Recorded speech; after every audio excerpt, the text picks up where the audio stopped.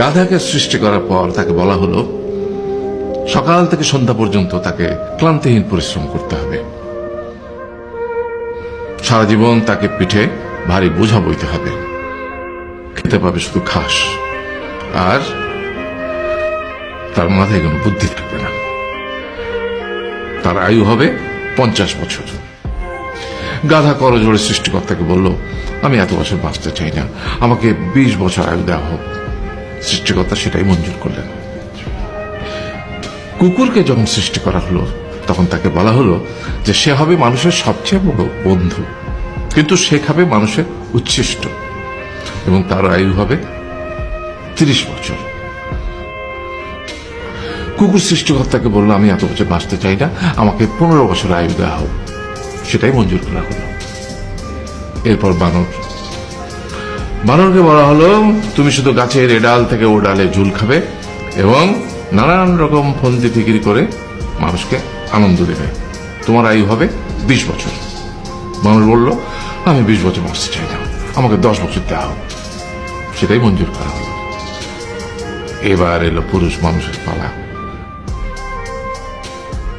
তাকে বলা হলো যে তুমি হলে প্রাণীগুলোর মধ্যে সবচেয়ে বিচক্ষণ এবং বুদ্ধিমান, সেই জন্য তোমাকে প্রাণীদের শিরোমণি করা হলো এবং তোমার আয়ু হবে 20 বছর। তখন পুরুষ মানুষ বলল, করজোড়ে বলল সৃষ্টিকর্তাকে যে 20 বছর আয়ু অত্যন্ত কম, হে প্রভু, আমাকে ওই গাধার সে যে 30 বছর আয়ু চায়নি সেটা আমাকে দেয়া হোক, ওই যে কুকুর 15 বছর ফিরিয়ে দিয়েছিল সেটাও আমাকে দেয়া হোক, আর যে বানর 10 বছর নেয়নি সেটাও আমাকে দেয়া হোক। 20 বছর অত্যন্ত কম, আমি দীর্ঘদিন বাঁচতে চাই। সৃষ্টিকর্তা সেটাও মঞ্জুর করলেন। তারপর কি হলো? সেই থেকে ছেলেরা পুরুষ মানুষ হিসেবে বাঁচে 20 বছর, তারপরের 30 বছর সংসারের বোঝা পিঠে করে বয়ে বেড়ায়, সেটা কার মতো? গাধার মতো। তারপরের 15 বছর সে তার ছেলে মেয়েরা যা দেয় সেই রকম ঠিক কুকুরের মতো উচ্ছিষ্ট খেয়ে বাঁচে।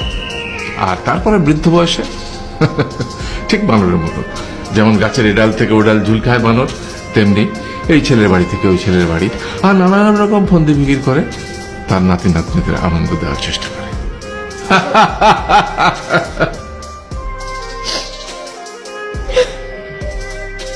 আরে